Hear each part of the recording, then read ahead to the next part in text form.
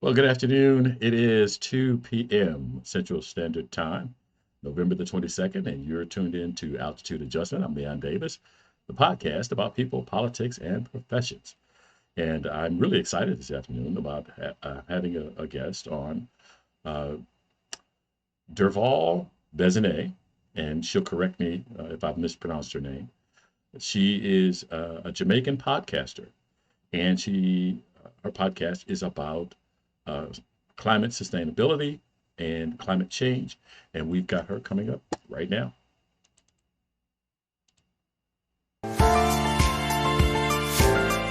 Welcome to Altitude Adjustment.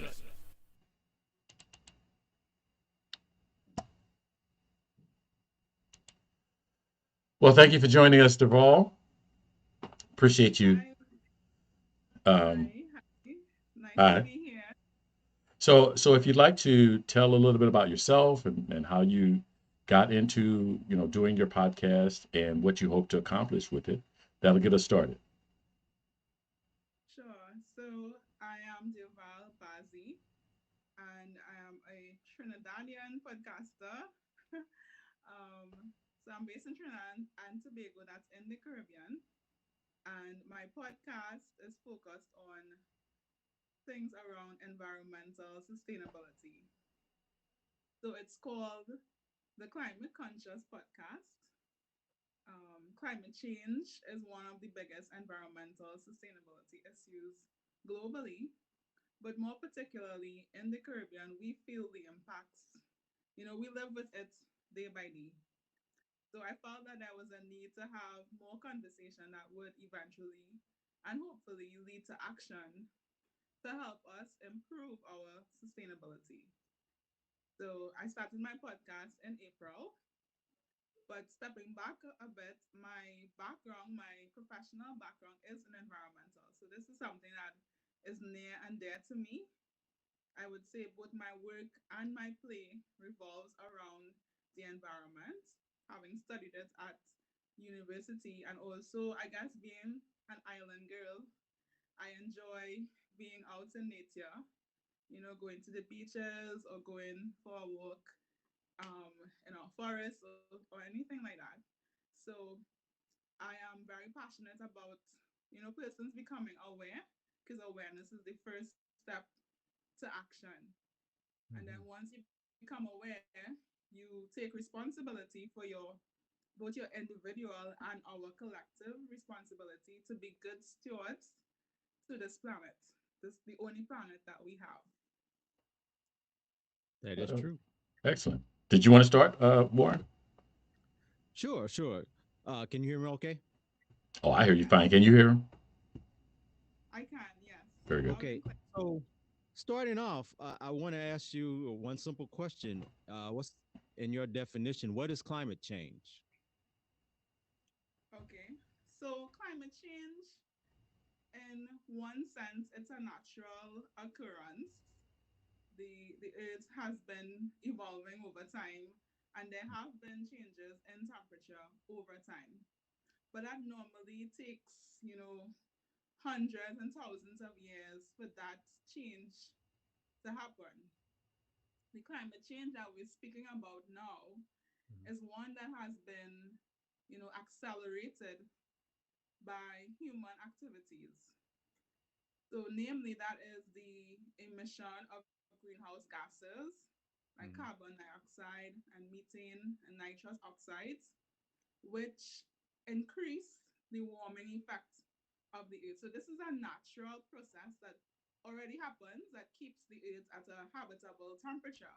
But when you add all these emissions from various activities, you have an increased warming of the earth, leading Mhm. to temperature change, leading to, well, it's called global warming, leading to climate change, which is happening at a very rapid rate, and it is by happening so fast, the rest of the ecosystem is not able to adapt to that change, as opposed to if it were happening over its natural rate. Mhm. So the climate change we're talking about now is that change in weather patterns, weather systems that is influenced by human activities.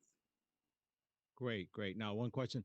So, at what point in time do you think our scientists realized there was a problem, and how did they react?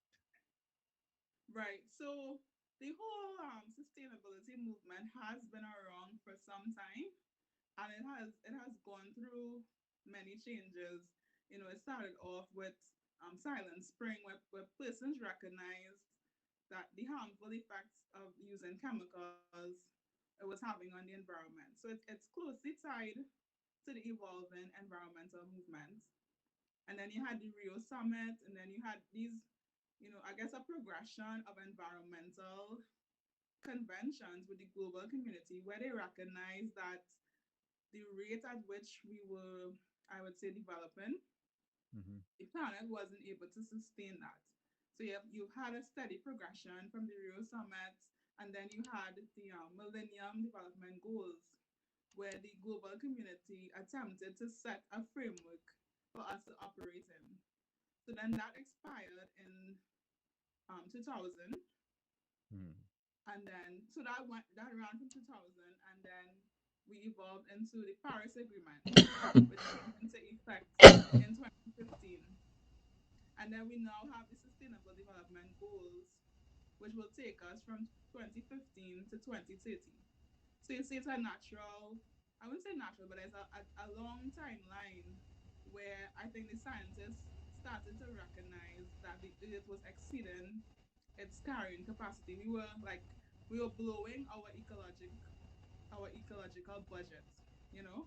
Like you get paid and by you get paid for the month and by the 15th all is gone. So what are you gonna do for the rest of the month? Right, So right. hold on a second. I'm gonna the video is gonna get a little squirrely because, and I a second. Yeah, right now that your guys' microphone is a little low, so I'm gonna put it on. But if I take the um, oh, there it is. Okay. Uh, so what I was having before was the problem was if the chat window was in the background, the video would disappear. Um, I don't know what the issue is now, but it seems to be working fine, and we'll keep going. So, did you have another question, Warren? Yeah. So, on that timeline, would you say the scientists started becoming more aware this century or going back even further?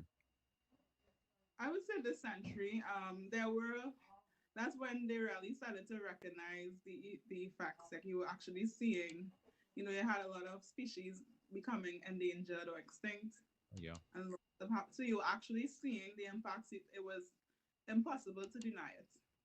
Mhm. Okay. So, do Nope. you think that the United States is doing what they should, or are we going in the wrong direction? Is that a trick question? No, it's a straightforward question. Right. So I think I know the answer, but I want to hear your explanation. so we recognize that the United States, it is a leader in the global community, and definitely your domestic policies, they have a ripple effect on the rest of the globe, right? So with the withdrawal of the US from the Paris Agreement, that was a significant step, with Hmm. that major player withdrawing from this global agreement to reduce greenhouse gases. So to me that is a step in the wrong direction. But we're hearing that with the incoming administration plans to, you know, return to the Paris Agreement, and I think that would be good for the global community because we can't address climate change on an individual basis. You really need community. You really need the global community to come into agreement Right. to how we can move forward. Because the thing about it is, one impact in one part of the globe, it doesn't stay there. The CO2 emissions from the US doesn't only impact the US. In fact, it impacts other regions such as the Caribbean even more. And there's this great disparity between those who make significant contributions to climate change, to the cause of climate change, and those that feel the impacts. So it's Yeah. important for the major players, especially the major contributors, to be involved in solving the problem.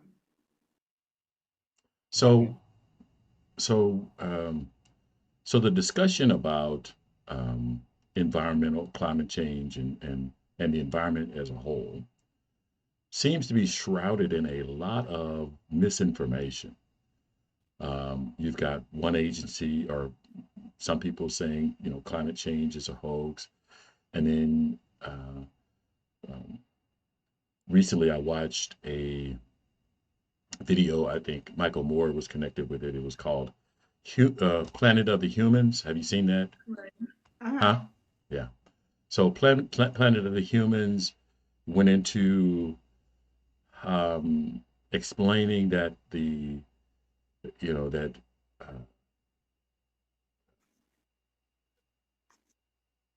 the current, energy sources like petroleum and natural gas were still needed in order to create the uh, uh, sustainable tools necessary to harness wind and sun.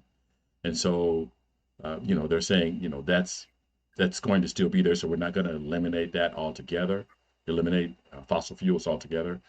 And then they also pointed to something that I thought was real significant, um, and that we don't think about a lot, and that's we know that we believe that climate change is human, and the problem is we could make it more sustainable if we could cut demand. So demand is probably the driving the end that we should be working with rather than just necessarily the tools. Well, the thing about climate change is that it's not one dimensional. There are so many angles that you can address it from. So definitely, fossil fuels aren't going to go away overnight. They play a significant role in our economic systems, and it's not just in terms of energy, but also the materials that are derived from petroleum products, right? Hmm. But currently, there is a drive to decarbonize our energy systems and also our economic systems, and that would involve the inclusion or the increased use of alternatives like renewable energy, wind, solar being the most popular ones. Hmm. You're also hearing about hydrogen, Hmm. so the the the the push is to in the energy pie, which is dominated by fossil fuels, oil, natural gas, and coal. You want more of that pie to be made up by cleaner sources of energy, Hmm. right? So fossil fuels will, in my view, fossil fuels will remain relevant, but you want a bigger share to be taken by renewables and alternatives. And in addition to renewables, there's also the aspect of energy efficiency, because in some areas we waste a lot of energy.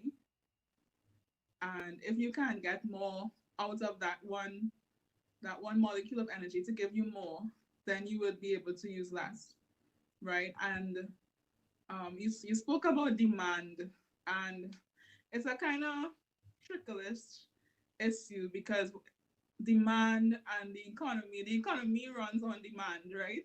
Correct. Right. So when you have a depressed demand, you have the economic and the social effects. So how do we manage that? So in one sense, we do need to manage consumerism and the way that we consume and the way that we produce and do it in a sustainable manner. So that's why I am passionate about sustainability because I am not, we all need to consume. We consume, we generate stuff, but it's the way that you do it and being more mindful about it, thinking about the end. And that brings me to the point of the circular economy. So we tend to function in a linear economy where you produce something, you use it, and then you generate waste. Yeah. And the waste goes somewhere, wherever that is, right? But with the circular economy, the output from one system can then become the input into another system. Or you can substitute a material that would not generate so much waste or a particular type of waste, therefore making that whole system more sustainable and less burdensome on the environment. So I think that is where we have to go.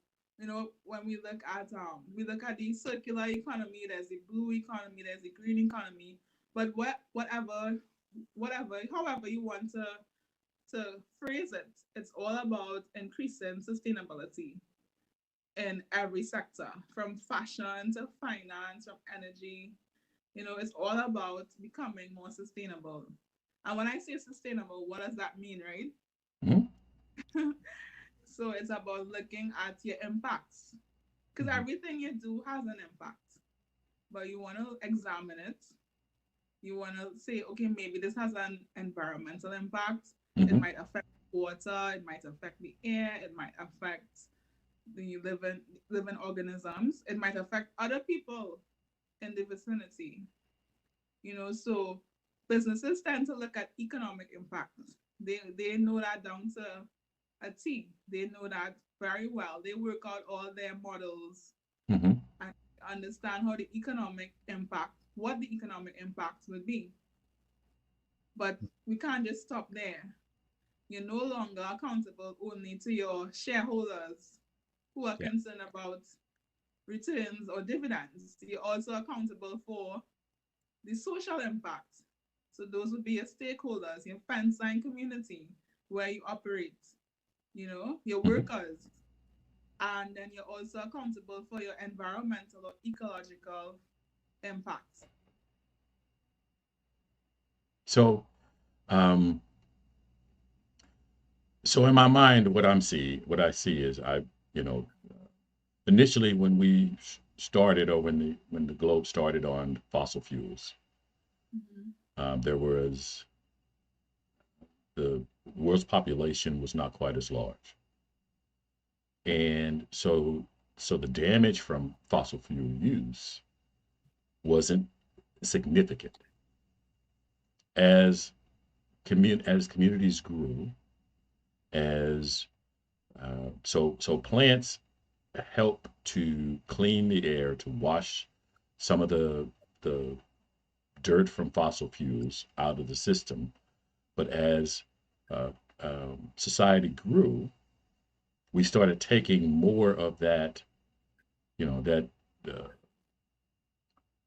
plant cleaning system that was helping wash the dirty air, and it gets smaller and smaller. We're encroaching more and more on getting to the point where there are no real wild forestry. It's all either managed forestry or it's neglected forestry. Um, and so,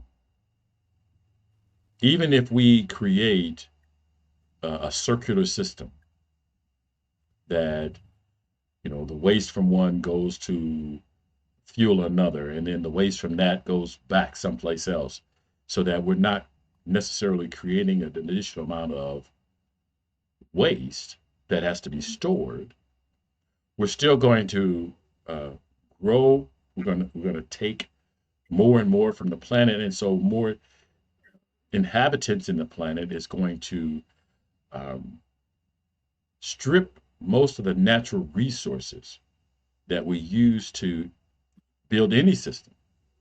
Um, and so I'm concerned that we're not that we're focusing on the systems and not focusing on the catalyst that is really driving climate change, and that's the use of energy. That's the requirement of energy.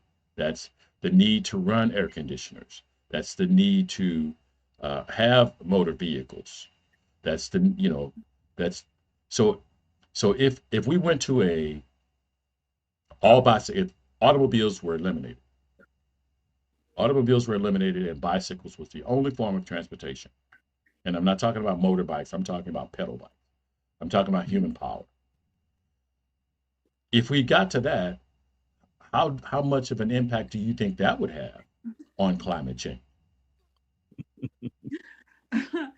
To be honest, I don't even want to go there because the reality is that it's not that's not where we're heading. Like there are people who advocate that we should stop eating meat because the commercial production of meat contributes to methane, which is a greenhouse gas, and it's actually even worse than carbon dioxide, right?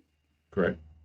But I don't see us achieving that utopian ideal or anything, right? So Yeah. for me, it's about being practical. Okay. And we have a lot of problems. We have a lot of problems. Yeah. And I don't think we have all the solutions because, as you pointed out, with population growth, we basically exceeding the carrying capacity of the planet. A fun fact, well, not too fun, but in August, the 22nd of August 2020, we celebrated Earth Overshoot Day. So by that day, we would have used up the Earth's budget in terms of the resources that it provides. So for the rest of the year, we were in a deficit, and that's how we're going. I came across an interesting theory called degrowth, and I found it was very interesting. But something I want to point out is that addressing climate change is so complex because a big issue we're having, especially us in the Caribbean and in the developing world, is that you guys in the industrialized nations of the US and Europe, you guys would have exploited resources and attained a certain level of development that you enjoy and you can even take for granted today. Mm. And now, while developing nations are trying to do the same to even achieve your standard of living, then the global community is coming to say, no, you can't do that. It's bad for the environment. But you can't, to me, it's unfair. And I mean, I know life isn't fair, but it's Right. unfair to tell the developing world that no, you need to stop. You don't exploit your resources, leave it in the ground.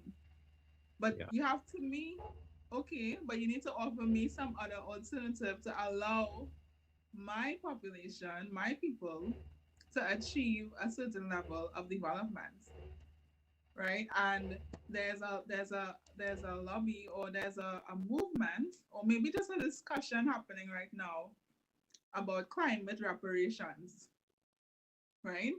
I don't know how you two feel about that, but there's a lobby that the developed nations who would have benefited from the exploitation, from the over exploitation of the earth resources, should therefore pay, and that payment would be used to finance the developing countries in their ability to adjust to this climate crisis. So I'd love to hear your thoughts on that. Um, okay. Um, so so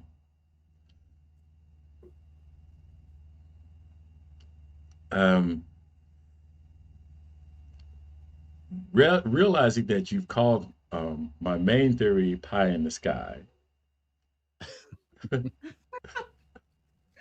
um, I will try to address.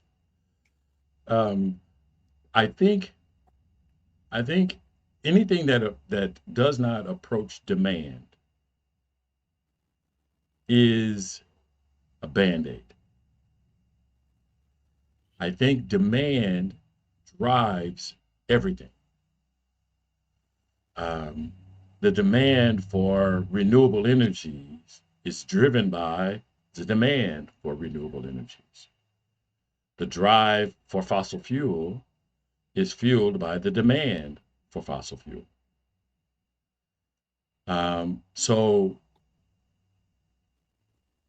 so the reparations idea still doesn't address demand, and as the developing countries um, push for greater autonomy in um, in the global energy market, it's still going to escalate demand. And Yes, so, it will. huh? Yes, I agree with you. It will because remember, um, the level of demand in in the developing world will increase as their standard of living increases. It's only natural. So Mhm. that's so I did that's why I brought up the topic that you can't ask me to limit my demand and therefore jeopardize the sustainable development of my country. So I agree that we need to address demand, but it's very complex. I agree. Um, and I I think yeah, right. no, So go ahead. it brings me back to the topic of awareness, where we look at the consumer side of things in terms of how we consume resources. And that same demand, it comes in there because once you have consumers who become conscious, who listen to my podcast and become climate conscious, then they can drive demand for more sustainable products. And there was a survey I came across where close to 50% of the participants were willing to pay more for sustainable products.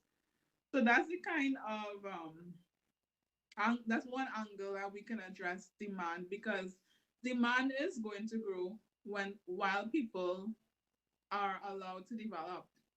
And I'm not proposing that we prevent that, but it's the manner in which demand evolves, right? So we need sustainable consumers or conscious consumers who are mindful of the impact of their demand. So that's also where energy efficiency would come in.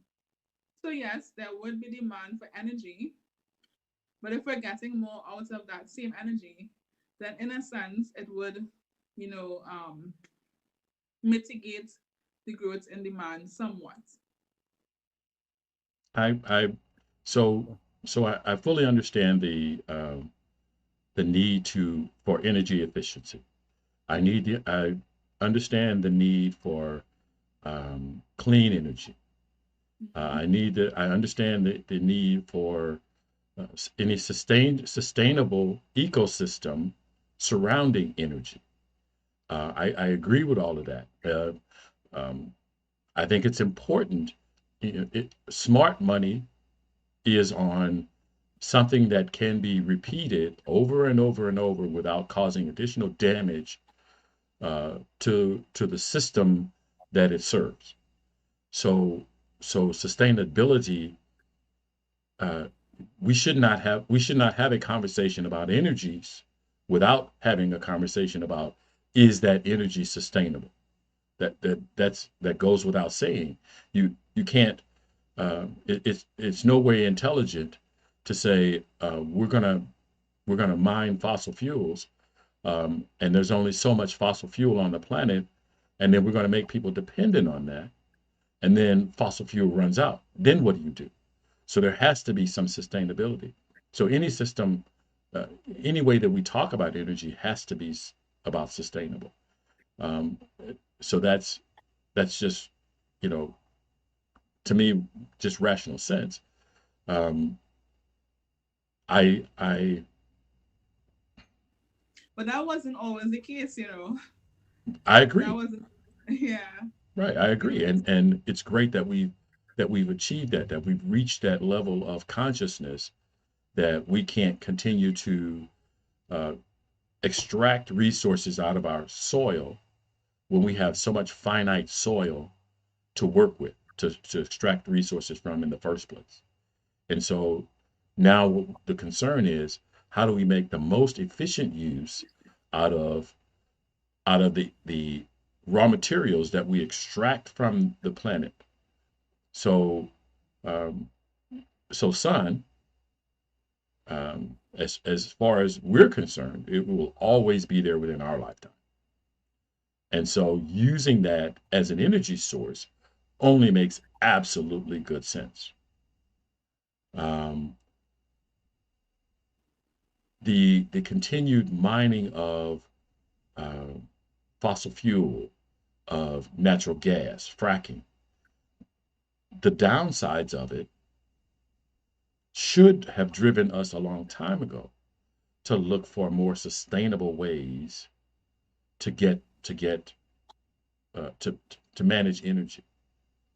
And the concern that um, the economic impact to me is actually secondary and not primary to alternative fuel sources. We can make as a If we can build an automobile, we can find a way to make any uh, energy source economically feasible. That means creating jobs. That means making sure that it's managed in a way that the system is going to continue to meet peak demand and those kinds of things. So we can do those kinds of things. I I am disheartened a lot of times when we have those discussions, and one of the first things that people want to say against renewable energy is the cost. The cost actually comes from not using renewable energy, because after we've extracted all of the resources out of a particular region, it's unusable. We only get one ocean, or however many oceans that we have, but once we kill all of the fish, once we eliminate all of the life forces in that, how do we get it back? Right. So, so, so those I don't see a problem in that. It's just um, I think in the discussion of, and I guess I'm continuing to go back to that, and that we're not always um, we always put money first, and it should be people first, because the whole reason for energy is for people. You took Money the makes words the out of world my go mouth. round. Money makes the world go round.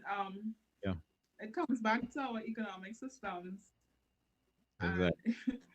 because yes, the fossil fuel is a fossil fuel economy.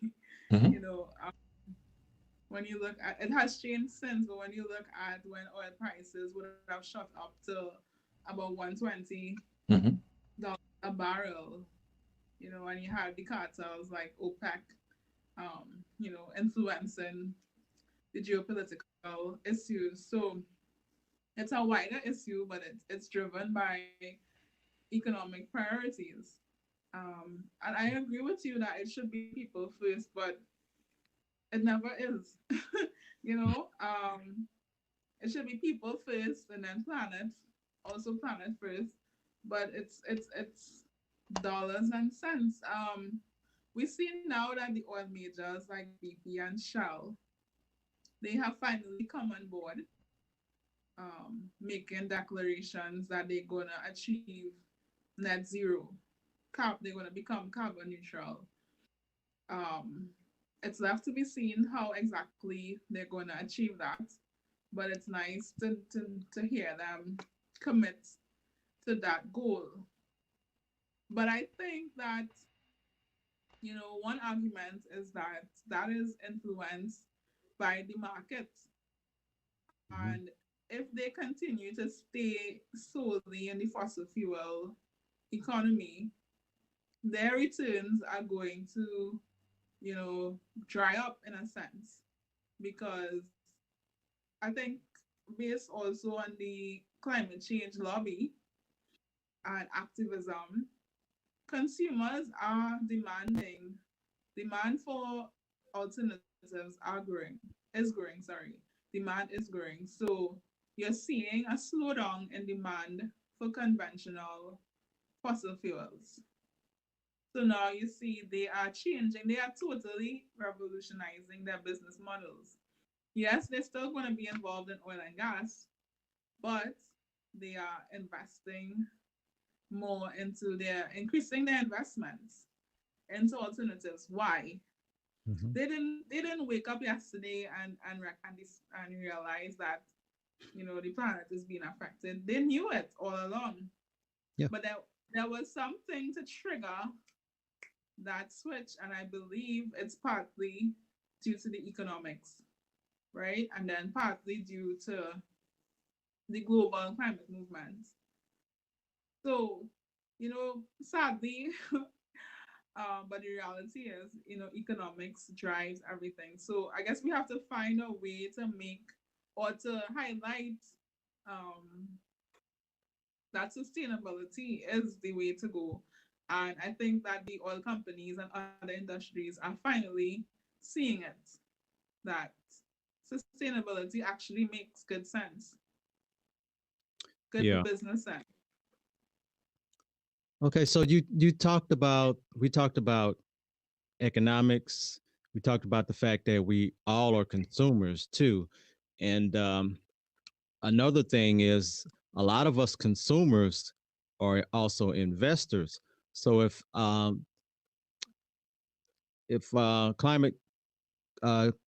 climate change aware people who happen to have money to invest, I think it might be a good idea for them to consider how they invest their money. You know, I was looking at my little portfolio this morning, and this company popped up that was associated with electric vehicles. You know, I won't name any names or anything like that, but I was reading about it and I was thinking about it. And although I can't afford to buy an electric vehicle right now, I could definitely start investing in a stock like that that might help shift the change towards something more sustainable.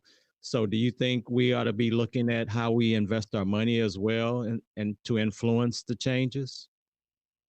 Definitely, definitely. You're seeing the rise of it's called impact investment, and that's where the banks are not just looking at the economic returns, they're also looking at what the environmental and social impact of the money that they're investing would have. Right. So yeah, for sure, definitely those companies would be definitely more sustainable. So you are more likely to have um, better returns in the long run by investing in a sustainable enterprise, as opposed to, I guess years ago it would have been to invest in one of those oil and gas companies, Right. but they seem to be on the decline. So you see, that's the business case for sustainability. It's not just about um, sadly, just wanting to save the planet is not enough. It's not enough for people to just tell them that we need to save the planet that we are on. There's no planet B. But when you start to demonstrate that sustainability also brings economic returns, I think that's where we will get more persons involved. Mhm. So when you look at all the money that's going into space travel and you know that type of thing, you kind of get the sense that maybe some people are thinking about leaving the planet. Not now, but in the future. Yeah, I think that the search is on for Planet B. But until then, this is all we have. So Yeah, I know, and we don't have enough money to leave if we wanted to, but I think that's a certain whole people are kind of looking that way. yeah, that's another discussion. I was having that a conversation with a colleague, and we were like, okay, so if they colonize another planet, how are they going to work that out? You know, is China going to take a spot? The U.S. take a spot? Russia take? How is that going to work out? Or is it going to have a world war over there too? You know, so Yeah. while they sort that out, I will focus on trying to fix here, fix home first, Right, because we can't leave. right? So, so one of the things that you had talked about was that some of the energy companies have decided to um, use their profits or use their resources to invest in renewable energy. Um, so they've known about climate change and the impact of their product, just as the cigarette companies knew for a long time. Uh, Even today, the cigarette companies still sell their product. They still invest in that business model. That's still their, while they've divested some, and maybe they're, into other products, that is still their, they're still able to make money off of it, and they're still going to do that, and they know that their product is harmful. What is Yeah. your belief that the energy companies are going to move as much as you think they should move into renewable? What is your hope in that area? Right. So I am not a purist in that I'm not going to say that we should go 100% renewable energy because, one, it's in my humble view, it's not feasible. There are those who would disagree. So and okay, so even if you look at the company's projections, this is an example. BP had their outlook maybe a couple months ago, and they projected into up until 2050, right? And they had three different scenarios, but business as usual, rapid transition, and net zero, right? Mhm. And in the three scenarios, fossil fuel is there, right? Mhm. So I think that while fossil fuel demand may start to taper off, it's not going to disappear. Mhm. And I think it's a good sign that they are investing that way. And maybe at some point the global community will evolve where we don't need significant amounts of fossil fuels. But how I see it is that they will continue to be a part of the mix. They will continue to be a part of the mix, but maybe as opposed to investing, because the oil and gas companies, they already have existing assets that are producing, Mhm. right? So maybe instead of investing in searching for new oil, they may just continue to produce what exists and focus on extracting energy from renewable sources. So that's one scenario where fossil fuel production would remain or maybe taper off a bit, but the rest of the demand, coming back to demand, will be taken up by more sustainable or clean sources. So what Mhm. do you? Um, I'm sorry. Go ahead. mhm. No, go ahead. No, you can Okay. continue. So what do you think? Um, let's presume that we've reached nirvana with renewables. We haven't. I agree. We haven't. So we've reached what most people um, believe is the best that we can achieve with renewables. How does that impact our climate?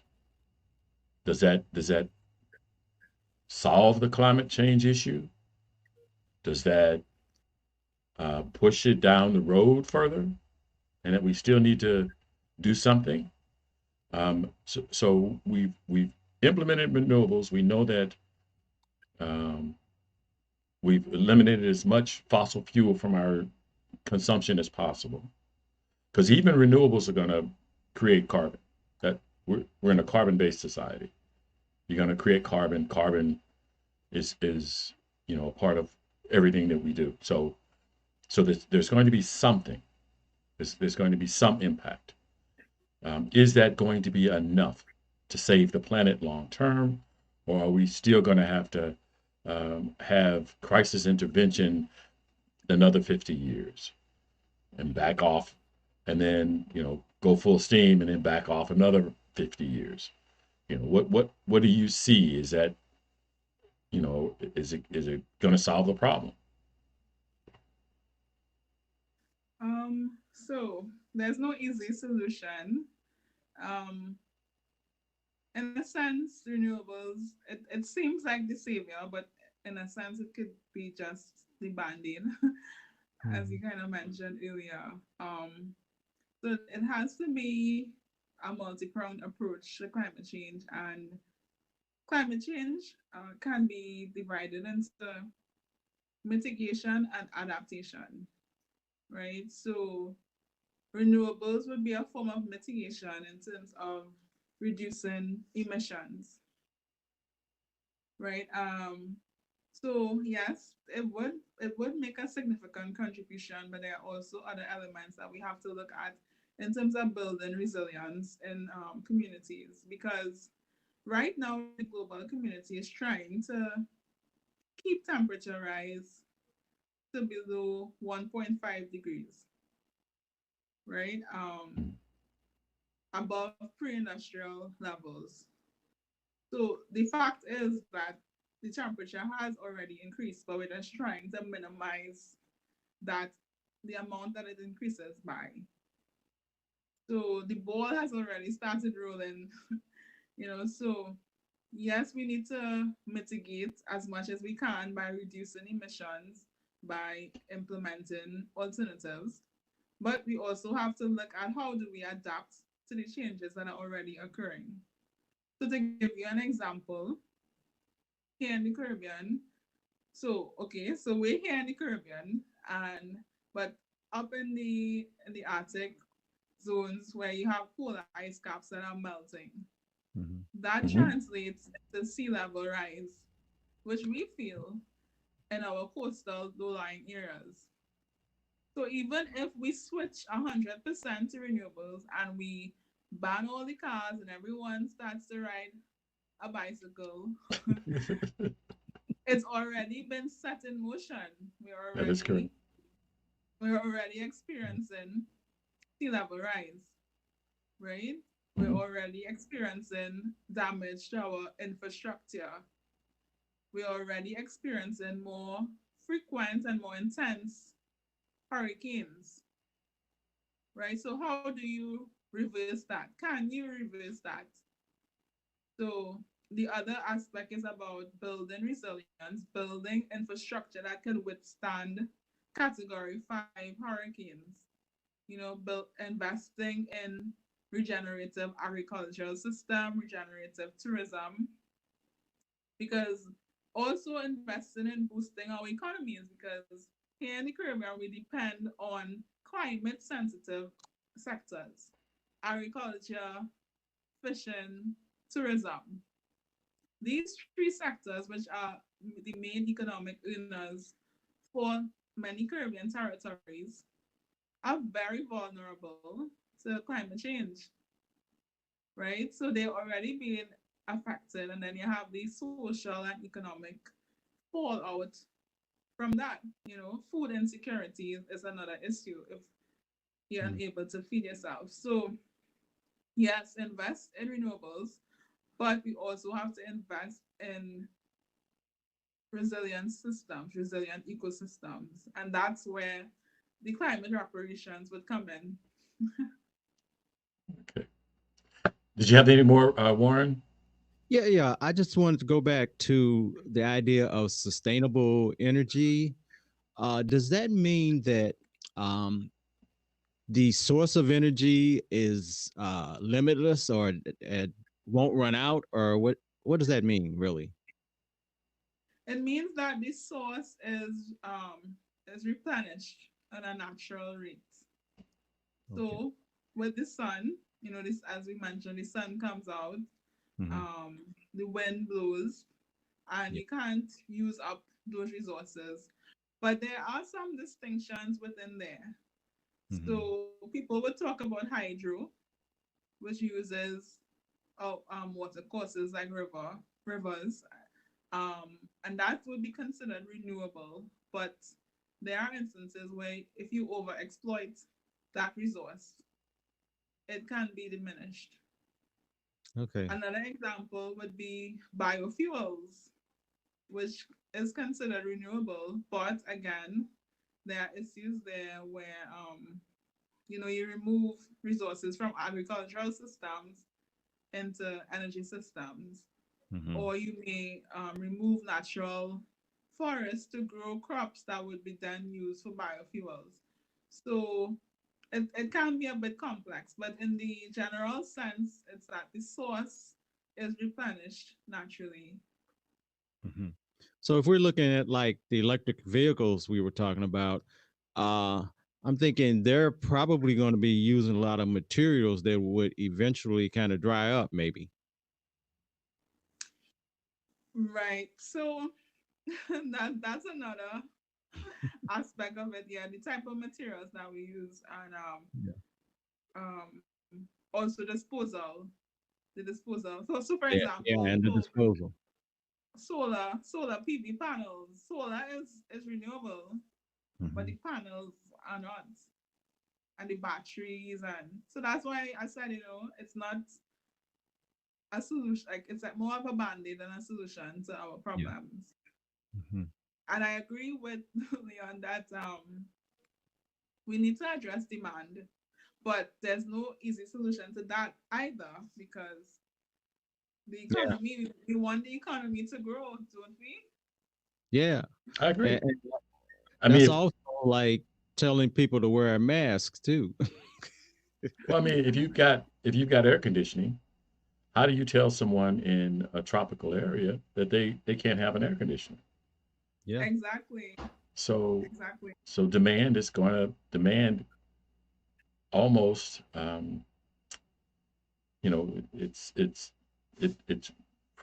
switched back around on itself. I mean, I should be allowed to have a comfortable life, and a comfortable life means technology, and technology means energy consumption, and so we're in a vicious cycle. So um, renewable, and reusing waste so that we're not creating additional waste is something that we just absolutely have to do. So before we go, And you mentioned technology, and I think that is one of the biggest solutions. You know, creating new technology, renewable energy included, that would allow us to be more sustainable would Mhm. definitely help. Yeah. So so technology and behavior changes um, are critical. mhm, mhm. So one of the things I was hoping you would that we had talked about when I asked you to come on the podcast, was you get political news from the United States. Um, and so I wanted to kind of get an idea of how our current political climate, um, is how do you see it what is your experience with that? Right. So our region is we're right in your backyard. Right. So when you sneeze, we feel it. Um. So again, each administration's policy would have an impact. We in the region here, we have a big Caribbean. There's a big Caribbean diaspora in the U.S. Hmm. So those type of the situation with migrants. We look on, we pay a particular attention to the development, and also even the Black Lives Matter movement. It kind of spilled over into our communities. It just kind of highlighted the some of the racial tensions that we kind of ignored. Hmm. It may not be the same as the US, but we have our own forms of injustice and discrimination. Mhm. So I'm very interested to see what a change in administration would mean for the region. Definitely, President-elect Biden has signaled his intention to pursue clean energy. Hmm.